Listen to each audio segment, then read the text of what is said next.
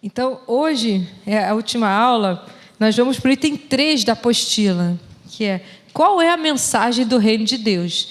Nós passamos por definições do que é o reino de Deus, como é que Deus reina, né? O reino de Deus é o governo de Deus. Deus reina nos dirigindo e nos protegendo. Nós vimos que isso é feito através da palavra e do Espírito. Nós também passamos aí por o conceito de aliança na aula passada. Não sei se alguém tomou alguma Santa Ceia depois da aula que passou, mas com certeza vocês irão lembrar, né, do conceito. Quando vocês tomarem, lembrem da aula passada, quando vocês forem tomar a ceia, que a ceia é um memorial da aliança que Deus fez conosco. Toda vez que a gente toma ali, né, o pão e o cálice, a gente está novamente se lembrando do que Jesus fez por nós, o cálice da nova aliança. E é essa aliança que está vigente hoje. E aqui, então, agora nós vamos falar de qual é a mensagem do reino de Deus, né? Qual é a mensagem do reino de Deus? Então, para começar, que a apostila diz que tem que ter muito cuidado para não haver extremos, que pode ir para um lado ou para o outro. Mas a mensagem do reino de Deus, ela não é uma mensagem de facilidades, tipo, venha para o reino de Deus, né? E sua vida vai ser um mar de rosas, Jesus vai te dar isso, aquilo, vai te fazer rico, como se fosse o objetivo principal, né? Mas o seu conteúdo da mensagem do reino é uma fusão, né? Não só de promessas, existem promessas e também compromissos e obrigações. A gente aprendeu isso no início, de que todo cidadão tem seus direitos e tem suas obrigações. Então, nós somos cidadãos do reino de Deus, e assim, nós temos suas promessas, que são irrevogáveis, mas há compromissos e obrigações com Deus. Então, você focar só um lado, né, é você alterar o conceito do reino de Deus. Aqui dá um exemplo na apostila da moeda. A moeda, ela não tem só um lado, ela tem os dois lados, né? Assim como a moeda só tem valor completo, né? O evangelho da graça de Deus, que é sua bondade, sua misericórdia, seu perdão, seu amor, sua regeneração, a cura, a libertação, não pode ser dissociado, né, do compromisso, da submissão pelos cristãos ao Senhor do reino. Então, a gente tem que ter isso, senão a gente vai pensar só por um lado: Deus me ama, Deus me ama, Deus me ama. Claro que Deus te ama, sempre, mas Ele também espera. Se você ama Ele, você vai segui-lo, né? Você não vai ser assim, passar a sua vida inteira sendo a ovelha que está perdida. Tem uma hora que você é achada, encontrada, e você passa a andar junto com Ele. Você não vai ficar toda hora ali, se você passar a sua vida inteira longe do pastor. Ele vai estar sempre te procurando, você vai perder o lado bom, que é andar com Ele, não é? Então, assim, Ele vai sempre te procurar, mas você vai perder a sua vida inteira ficando longe dEle. Então, pensem nisso, né? Isso veio agora aqui na minha cabeça, né? Porque a nossa vida, ela pode ser melhor, ela pode ser mais completa, pode ser mais até eficiente, por que não? Que o salmista diz que um dia nos atos do Senhor vale mais do que 1000. Um dia com Deus, não só de alegria, né, da presença dele com a gente, como hoje eu estava conversando com uma amiga, que é lá da Nova Igreja, a gente estava falando sobre uns versículos, e ela falou assim: poxa, amiga, ela falou assim: amiga, que legal, você passou isso para mim, em um dia, o que eu estava buscando há 4 anos, em um dia resolveu. Aí foi demais, eu indiquei para ela um livro, que é Como Ser Dirigido pelo Espírito de Deus, e ela falou assim: que eficiência, né? Em um dia eu tive todas as respostas, porque eu consultei o Espírito Santo. Ela: quanto tempo que eu perdi? Eu falei: aquele versículo, um dia nos atos do Senhor vale mais do que 1000, é muito mais eficiente, né? Deus é extremamente eficiente. Então, um dia que ela se dedicou, ela ficou com aquele livro, ela leu em várias versões os versículos, várias versões da Bíblia, ela anotou, ela escreveu, ela leu o livro, ouviu o audiolivro, ela ficou imersa na presença de Deus até achar a resposta. Então, vale muito mais. Então, é muito importante que a gente tem que se submeter. Tem uma hora que a gente tem que pensar o seguinte: eu vou me render, eu vou render a minha opinião e trazer ali Deus para o banquinho onde Ele tem que ter, tá, que é o trono do meu coração. Né? Muito mais do que o banquinho, é tudo. Né? Então, existe isso. Existe uma mensagem também do outro lado, um lado que só vem de facilidades. Esse lado só vem de facilidades, vai te privar de muita coisa. O outro lado que está aqui na apostila, que é o perigo, olha, não pode isso, não pode aquilo, aquela coisa que visa escravizar, oprimir as pessoas, né? Teve um dia até que eu cantei para vocês aqui o louvorzinho, né? Vocês lembram? Qual o louvor que foi criança que você fica com medo de fazer qualquer coisa?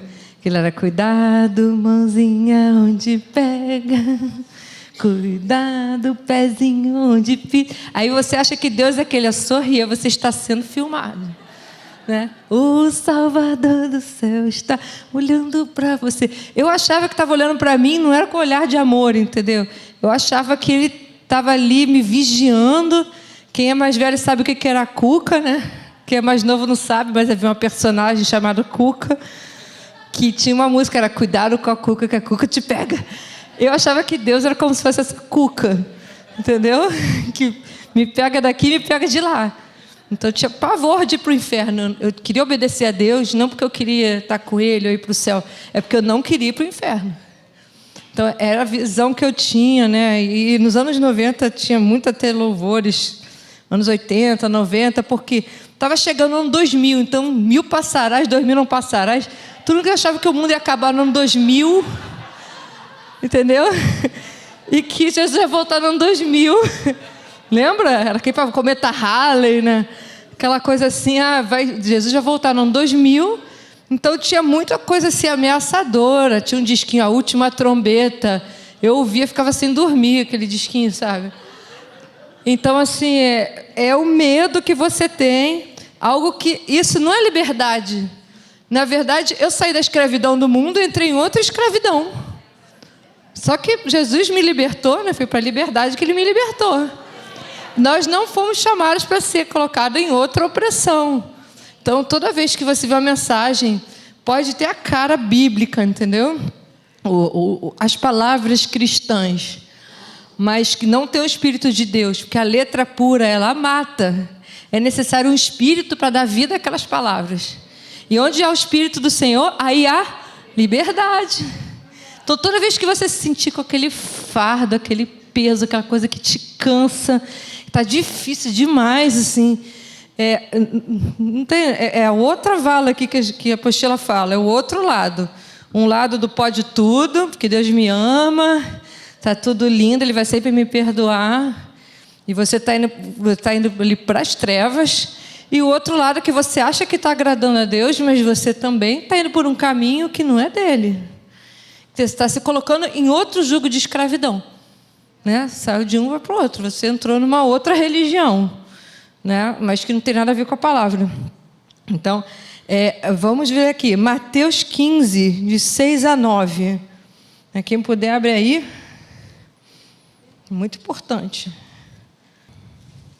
Mateus 15, de 6 e 9. Vamos ler o 6 e o 9, diz: e assim invalidastes a palavra de Deus por causa da vossa tradição.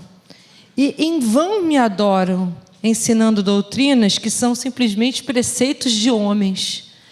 Olha só, eu estou invalidando a palavra de Deus. Entendeu? Você pode estar até lendo a palavra de Deus, você usa para o fim errado. Usa para dominar as pessoas, né? Pessoas que às vezes estão até com o coração sincero, querendo buscar Deus e acham que é aquilo. Está errado quem faz e está errado também quem submete, porque a palavra está disponível para todos. Se você for aquele crente de beré que vai checar na palavra, aquilo que estão te orientando que é estranho, você vai perceber. Então você sempre, seja quem estiver pregando aqui, ou em qualquer lugar, confronte com a palavra.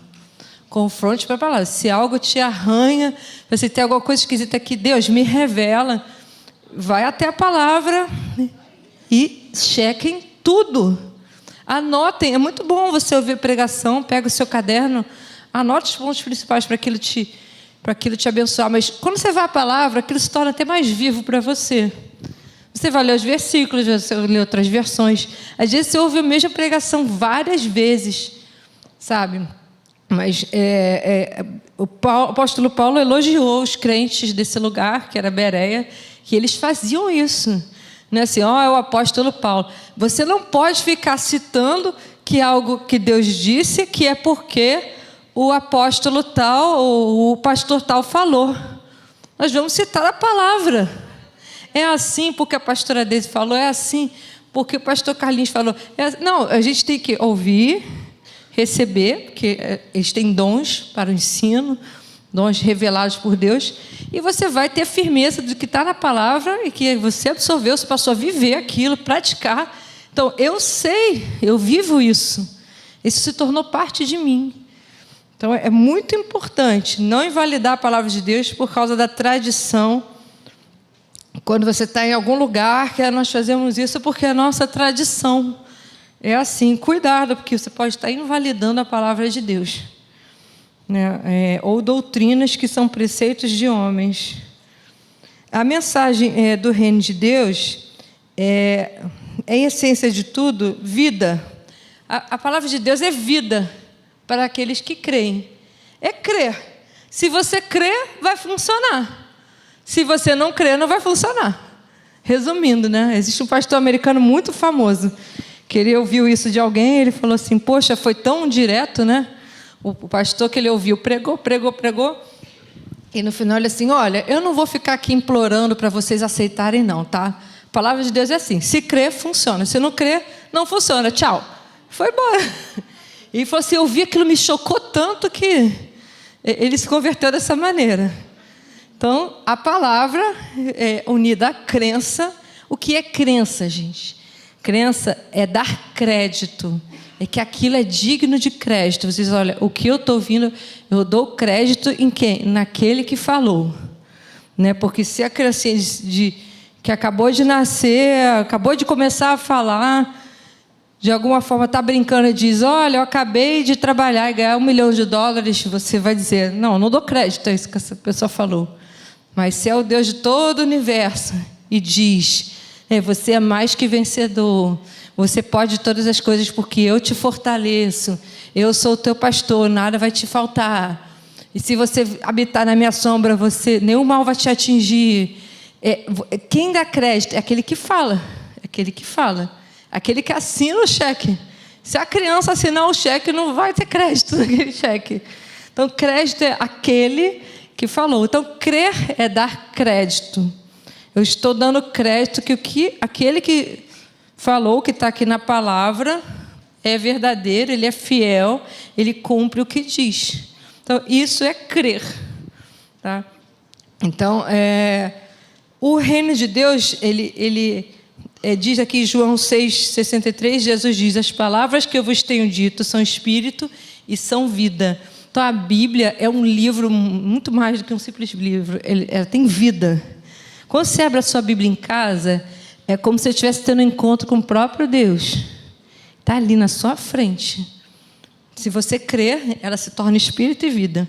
Se não crer, vai ser um livro de história, não sei, qualquer outra coisa. Então, vamos lá. Aqui, vamos ler esse versículo aqui. 1 Coríntios 4:20. 4:20.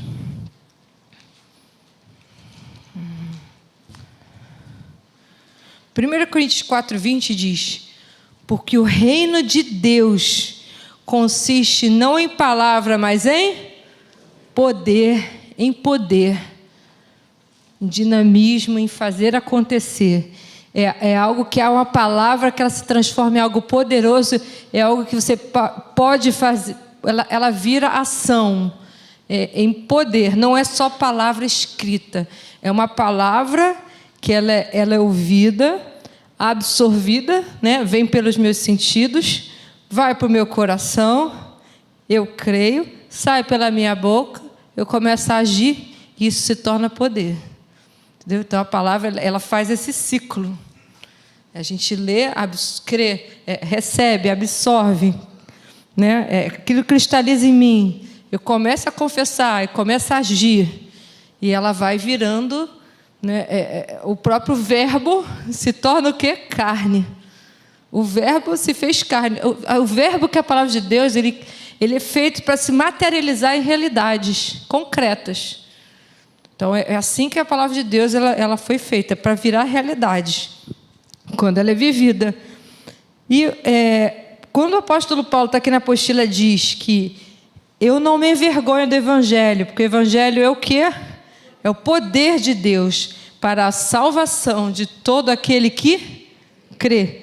Então, o significado da palavra salvação é muito mais do que eu vou ser salvo porque eu vou para o céu. É muito mais que isso. No original grego, a palavra salvação, é uma palavrinha chamada sozo. Sozo é um kit. É muito mais. É um combo, como diz a Deise. Você compra um combo. Né? Que envolve o quê? Salvar, curar, libertar, regenerar, prosperar. Então, assim, a mensagem do reino é esse combo todo. É o pacote completo que você recebeu. E o que vai ser? Quando a gente ora pedindo para que Deus dê espírito de revelação no pleno conhecimento dEle, né, para a gente entender as riquezas do que a gente tem nele, né, de tudo que a gente é em Cristo. A gente vai passar a vida desembrulhando esse presente e entendendo o que a gente ganhou. Mas tudo você já ganhou. A cura, você já foi curado. Você já ganhou tudo, provisão, salvação, paz. Você já ganhou, está com você. O que a gente está aqui conhecendo a palavra e tendo o Espírito? Para que eu possa entender aquilo que eu ganhei. Lembra que eu dei o exemplo do certificado? Que a mulher não sabia ler, mas ela tinha tudo já planejado para ela, só que ela não sabia ler. Eu não posso ser daqueles que não sabem ler. Eu preciso saber ler tudo que Deus tem para mim. E eu vou, nessa jornada com Deus, eu vou desembrulhando o meu presente, o meu sozo. E vou vivendo cada vez mais tudo que Ele fez por mim. É isso que a gente precisa conhecê-lo e prosseguir em conhecer a Deus. A gente vai prosseguindo. É a coisa mais importante do ser humano, a gente conhecer a Deus. A gente conhece a Deus em tudo, em todas as experiências que a gente vive, a gente é convidado para conhecer a Deus naquela situação.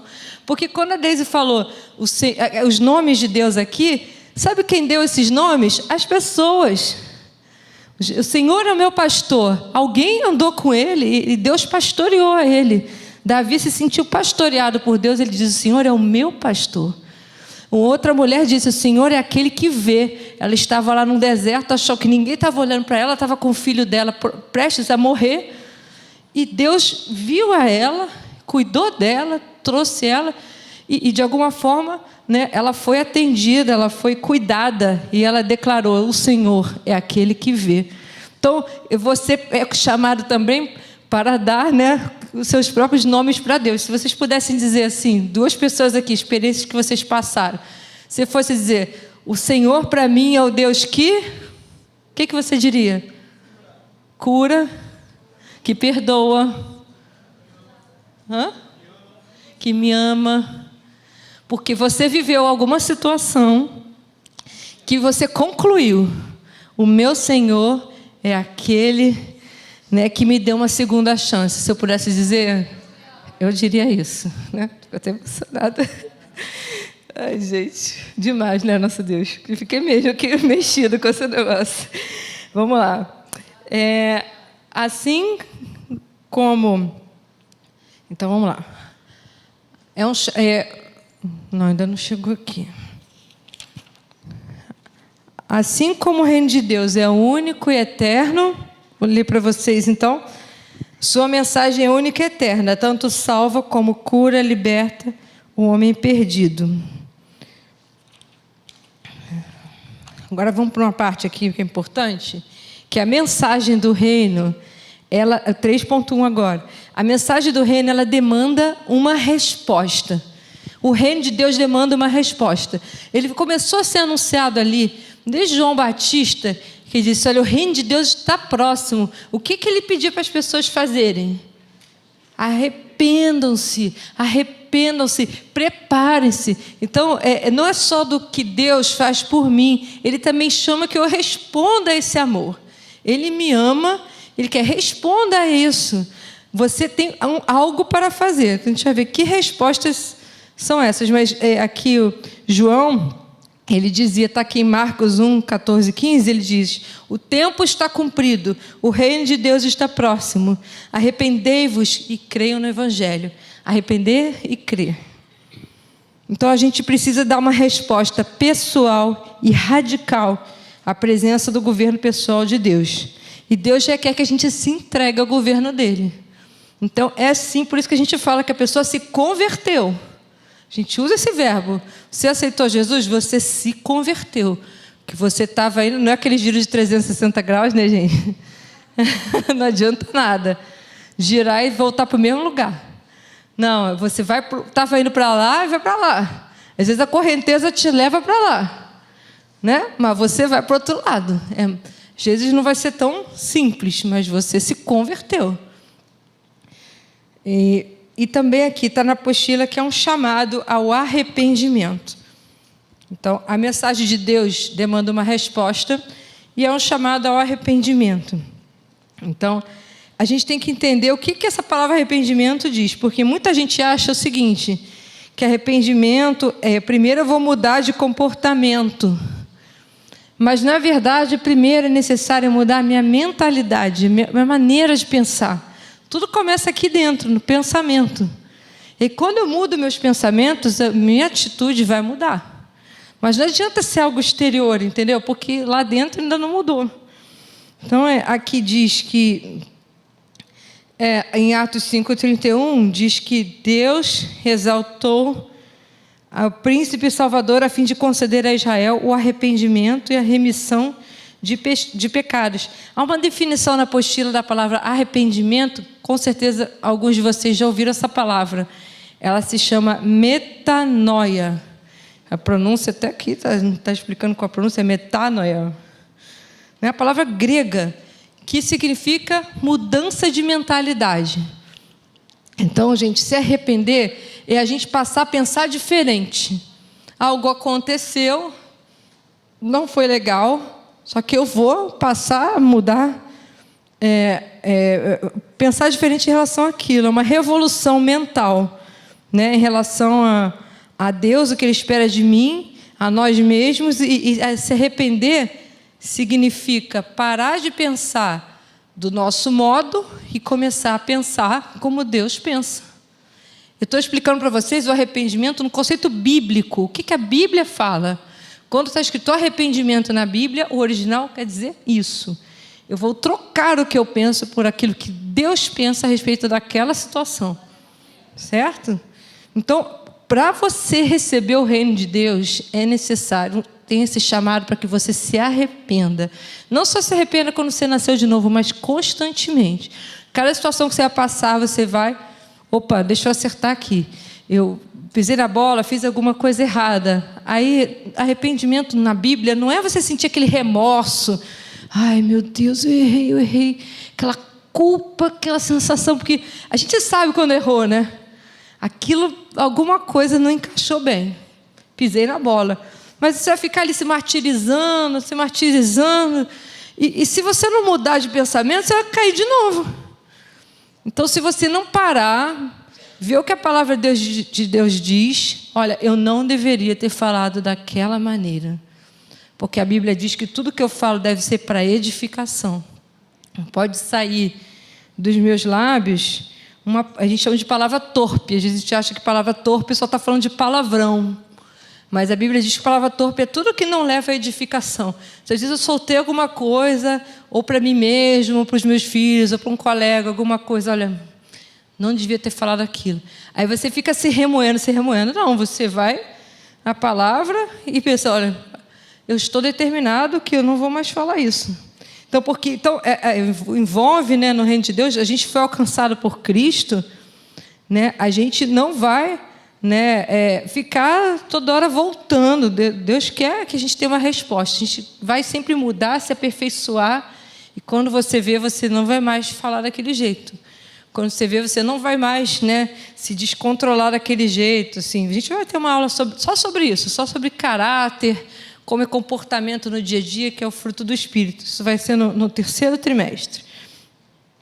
Então, a metanoia, né, é tudo isso. Vocês podem ler na apostila, tem vários pontos aqui, que a mensagem do reino de Deus é arrependam-se, arrependam-se. Então, chama muito para a vida prática, né? Para a vida prática. A mensagem do reino de Deus é você ser chamado a se arrepender. E o que vem depois? É um chamado a crer. Tá, o que é crer biblicamente, né? A gente falou que crer é dar crédito, né? E o crer está aqui original, diz ser persuadido, colocar a confiança em, confiar, depender, pensar. E é uma forma verbal do substantivo fé. Então, a forma verbal da palavra fé no grego é crer. Crer, agir com base numa certeza e você não ter nenhuma dúvida. Eu sei porque sei, porque sei, porque sei. Entendeu? Então, igual você sabe qual é o seu nome. Entendeu? Se eu te chamar de Joaquina, você fala assim, não sou eu. Vem, Joaquina, vem aqui. Ela é Juliana. Oi, Joaquina, até lá. Gente, não sou eu. Não sou eu, não sou eu. Ela nunca vai concordar que ela é Joaquina. Entendeu? Agora você ouve uma mentira do inferno e você tem que falar, não sou eu. Eu sei que não sou eu. Entendeu? Olha, você nunca vai conseguir. Né? Você não foi feito para isso. Não, eu sei quem eu sou em Cristo. Tudo posso naquele que me fortalece. Né? Deus me fortalece e nele eu posso. Então você vai falar assim, eu sei porque você sabe. Porque eu sei. Porque eu creio. Então, é igual como fala o seu nome diferente, é do mesmo jeito. Você simplesmente sabe, você não tem dúvida. Então, tudo que é da palavra de Deus, a gente tem que estar muito assim, a gente tem que buscar muita palavra, sabe? Para a gente ter aquilo cristalizado dentro de nós. Então, Jesus falou para a gente se arrepender e crer. Né? Aqui, quando o apóstolo, o João Batista, João Batista falou, o tempo está cumprido, o reino de Deus está próximo. Arrependei-vos e crede no Evangelho. Né? Então a gente tem que sempre se arrepender e crer, se arrepender e crer, se arrepender e crer. Essa é a mensagem do reino. Né? Então a gente deveria o quê? Crer em, contar com Deus, depender de Deus, confiar em Deus e ter fé em Deus. Então os evangelhos registram toda uma série de desafios à fé. Né? Desafios mesmo, tem uma hora que a sua fé vai ser provada, porque a prova mesmo não é o que vocês vão fazer aqui, a prova é da vida, a sua fé vai ser provada, tudo que você crê, um dia vai ser testado de alguma forma, vai ser colocado à prova, e vai ser colocado à prova para a gente ser o quê? Aprovado, amém? A gente vai se preparar para quando a prova chegar, a gente passar nela, né? Com louvor. Então aqui por exemplo, os primeiros discípulos são chamados a deixar sua pescaria e seguir Jesus. Eles deixaram, inclusive, no momento que eles mais pescaram, que eu acho que eles iam ganhar mais dinheiro, né? Aquela pescaria maravilhosa. Ai, a bênção de Deus, isso é de Deus. Né? Eu ficar riquíssimo. No momento que eles foram mais abençoados por Deus, eles largaram tudo e seguiram Ele. Vem e me segue. E eles mudaram, né, totalmente o que eles estavam fazendo. Muitos dos milagres de cura aqui são resultados diretos da fé.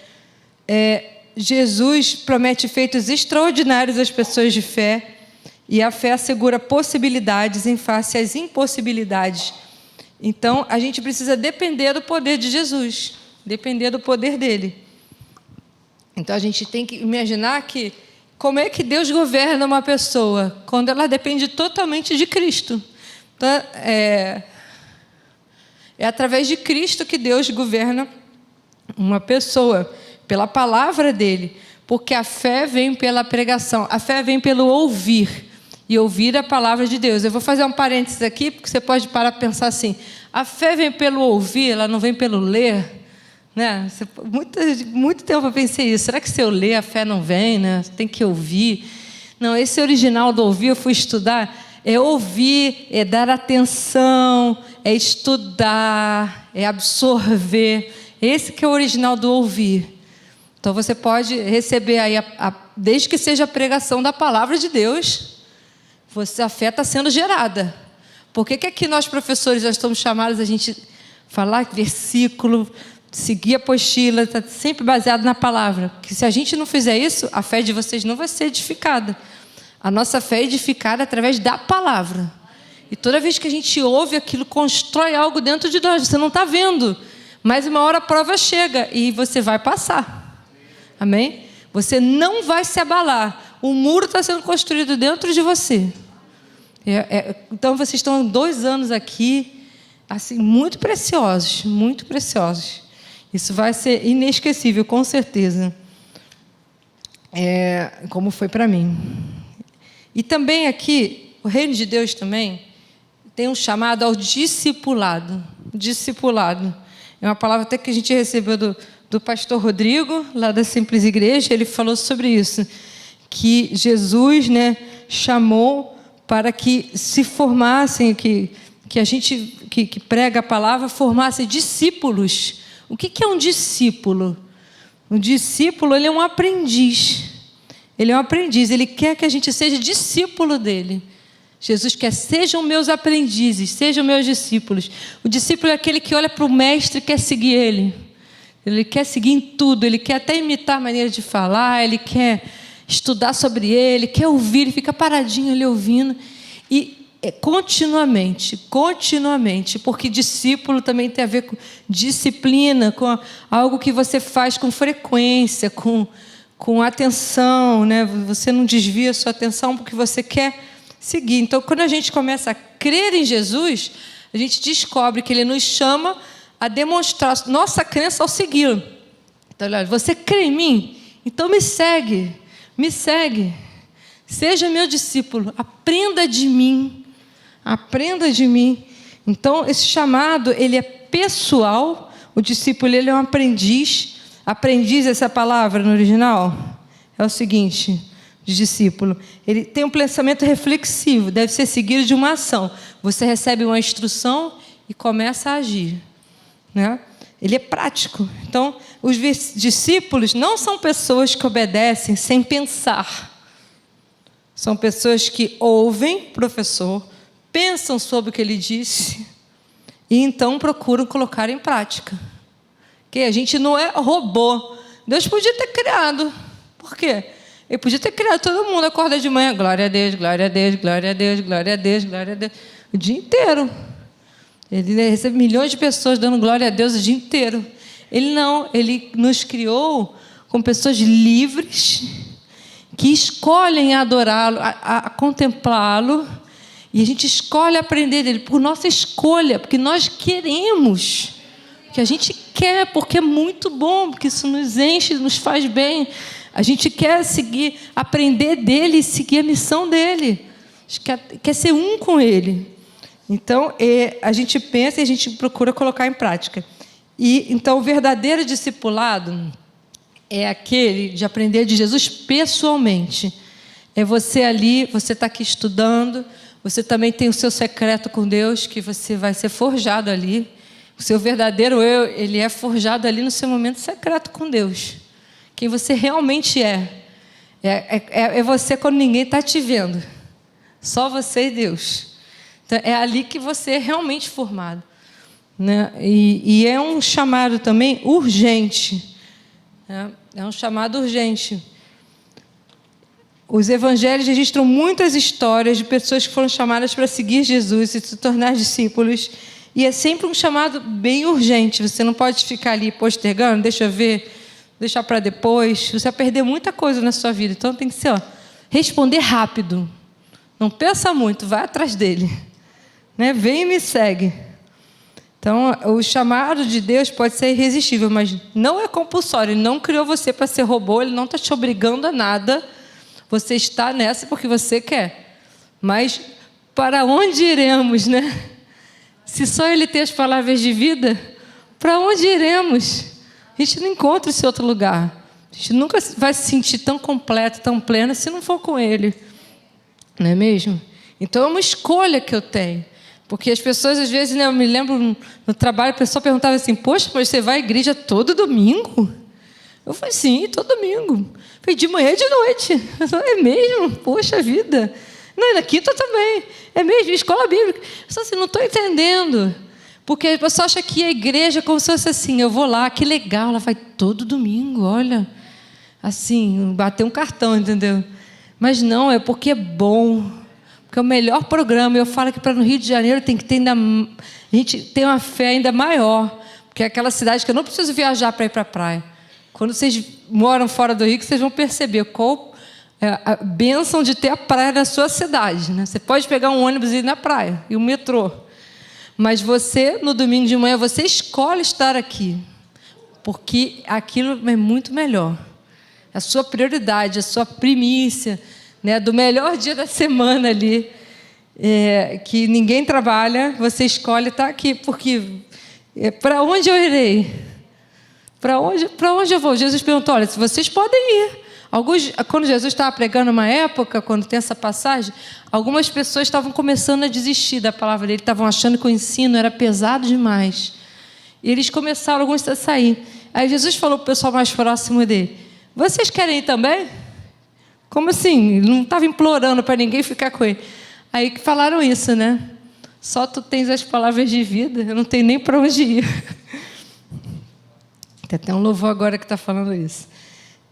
Então, as pessoas eram chamadas sempre para abandonar tudo e segui-lo. Você é chamado também para abandonar tudo que você achava, tudo que você pensava, tudo que você agia e seguir a Ele. E seguir a Ele. Então, não é uma resposta bem racional, é um passo mesmo.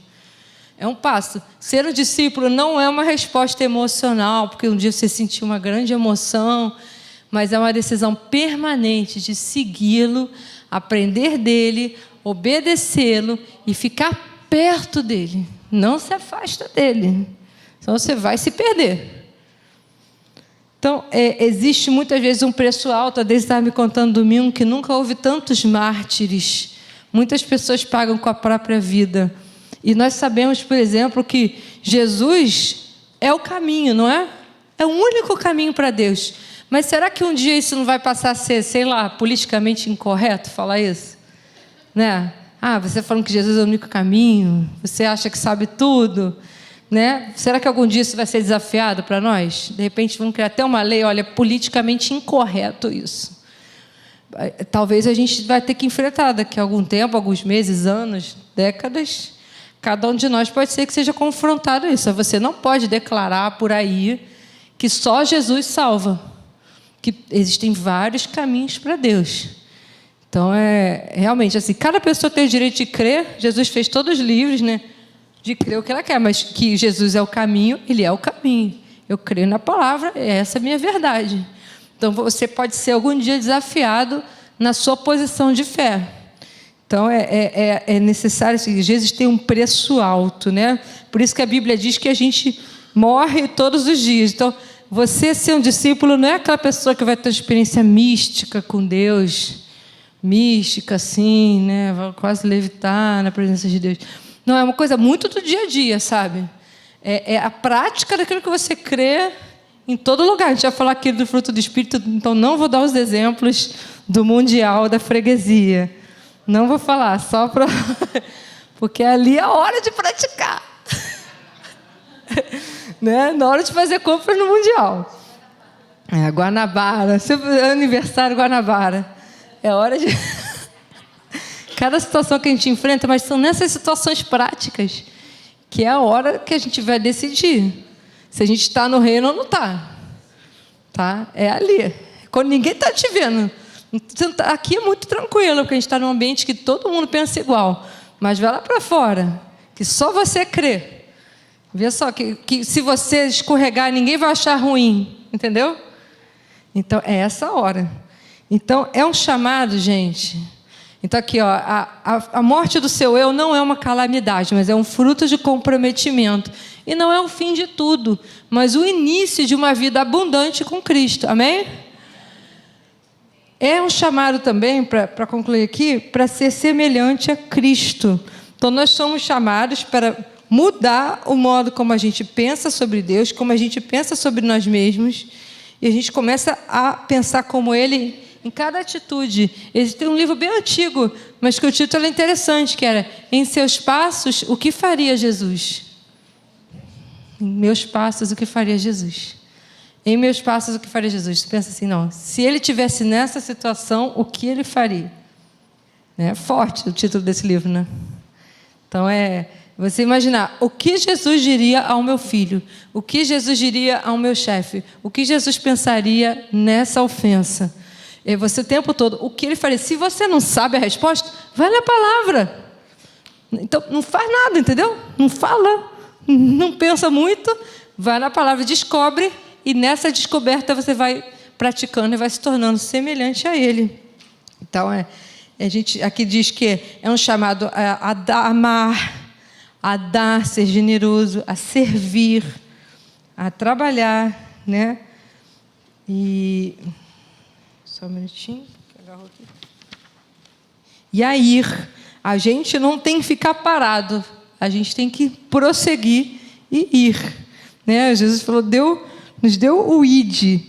Então a gente deve ir somente onde Ele nos envia. E quando Ele nos envia, então essa oração do início do dia é muito importante, né? Deus, para onde, o que você quer que eu faça? Para onde que eu vou? Você passa a não se arrastar mais para ir para o trabalho. Eu estou me arrastando hoje para ir para a empresa, não aguento mais. Não, você sabe que você está ali com uma missão, porque Deus é o seu chefe, é Ele que te provê, é Ele que paga o seu salário. Então você está indo lá naquela empresa para ser uma bênção para aquelas pessoas, para servir a todos, para ser o embaixador de Cristo naquela empresa. Então, se está o caos, quando você chega, o caos acabou. Mas você tem que pensar assim, o que Jesus faria? Ele serviria, Ele amaria, Ele não estaria ansioso se vai acontecer alguma coisa, porque Ele sabe que está sempre cuidado. Mas você está ali para ser uma bênção, para ser um pacificador. É o apelido até que o pessoal chama na minha empresa. Eu fiquei de licença maternidade, eles ficaram assim, poxa, você de alguma forma traz um equilíbrio aqui para o ambiente. Mas eu não faço nada, não, é só porque você está aqui. Eles não sabem explicar.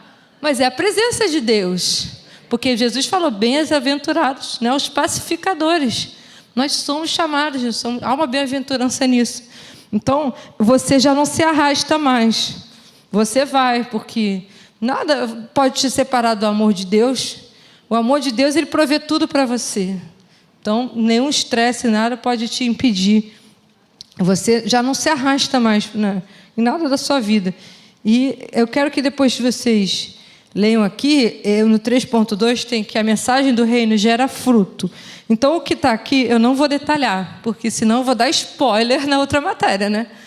Então, vocês vão ler aqui, essa última parte da apostila, fala do fruto, vai ser a próxima matéria, que é o caráter, a formação do caráter, que é o fruto do Espírito.